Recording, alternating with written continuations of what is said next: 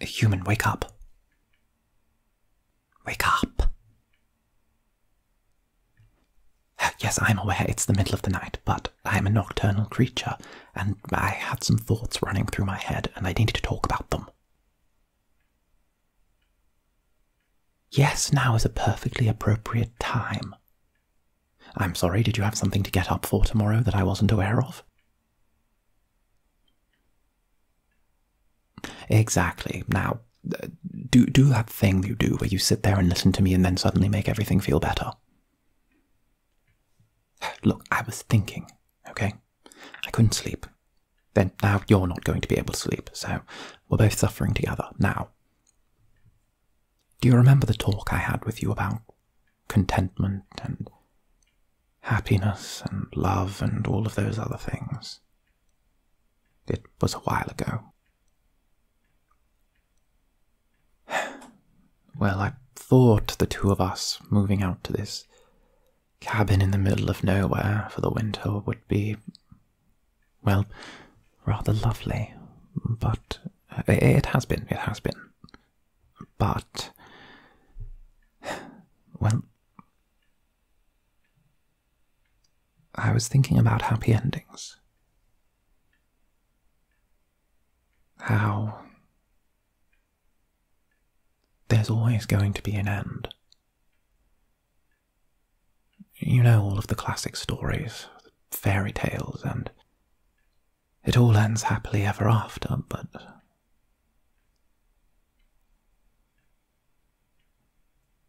well, what they don't tell us is what happens after the happy ending. What happens after the fairy tale ending, you know? The handsome prince spirits away the commoner, and the two of them live happily ever after. That's the whole story we get, but what about the day after that, and the day after that, and the day after that, and eventually the handsome prince and the peasant's marriage breaks down, the two of them stop talking, and they grow old and bitter. We don't get told that bit, do we? All my life I've been searching for a happy ending, and then Sieg lived happily ever after. He had everything he wanted, and he was finally at peace, and I feel like so many other people do that too, but there's never going to be that. There's always going to be a day after. There's always going to be a new twist in the tale, there's always going to be a new challenge, a new problem, a new something.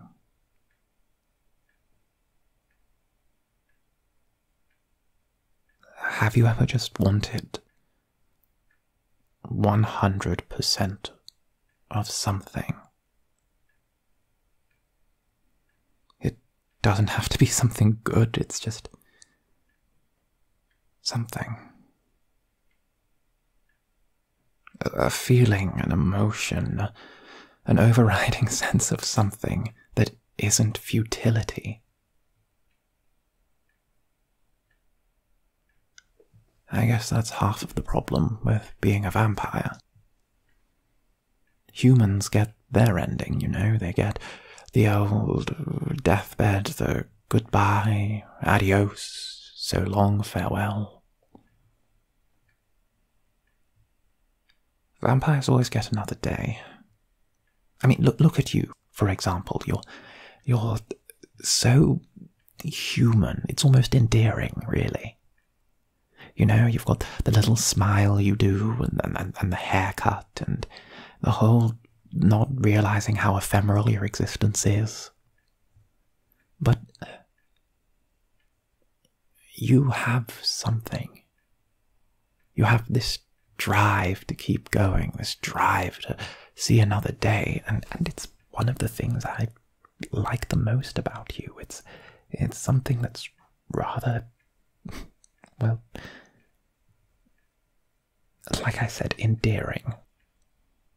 But at the same time, Why do we ascribe our entire lives to needing to be some sort of fairy tale with heroes and villains and one thing or another? I mean, it all works out in the fairy tales, but real life is so much more complicated. Turns out the handsome prince is a massive jerk who enjoys, I don't know, hunting people for sport in the forest, but he gives some of his proceeds to charity, so that makes him a good person. I mean, isn't that the world we live in? A world full of glass and mirrors and illusions. You don't have to be a good person, you just have to act like one, and then suddenly people believe it. And then before you know it, you're telling yourself you're a good person, and you've bought into your own lie when we're all just... It's like you told me. No one has anything figured out. We're all just pretending we have it figured out. And the people who do say genuinely they have it figured out have just bought into their own lie.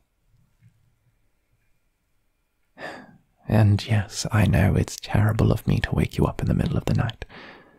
I should have bought you a cup of cocoa or something. I really should have.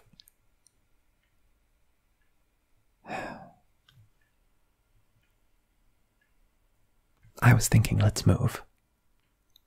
The winter's almost over. Let's go somewhere else. I don't know where. Somewhere sunny this time. Somewhere sunny with a cool breeze. We can sell this place and move on to somewhere else. Or we could just burn the maps and go wherever the wind takes us. Wherever the wind takes us.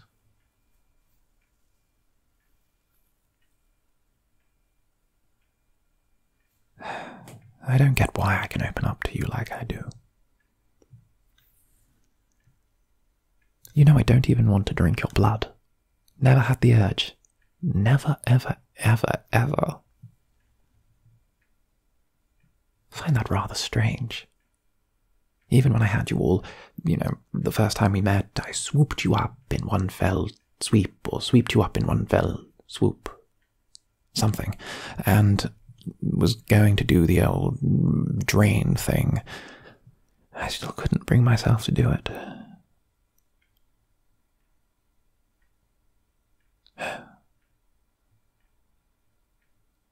Does that make me the villain in your story? Or a friend, or someone? I guess in this mad world, all we really want is someone to hold on to. Someone who we know will be there until the very end. Someone to chase our fears away and be by our side all the time. I suppose that's what people call love. But then our fears turn into losing that person. Them disappearing all of a sudden, and suddenly we're on our own again. I suppose I feel that way with you. Ever since you came into my life, things have been better.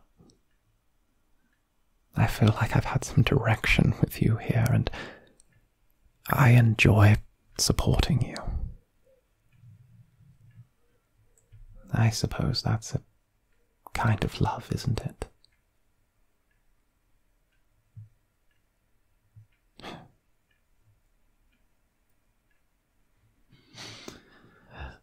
Well, I'm sorry for waking you up like this to ramble at you. You're asleep.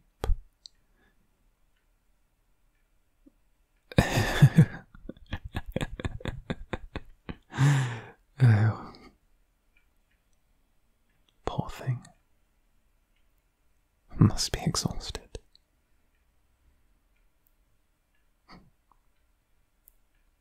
Well, have some beautiful dreams. We can continue this ramble tomorrow morning.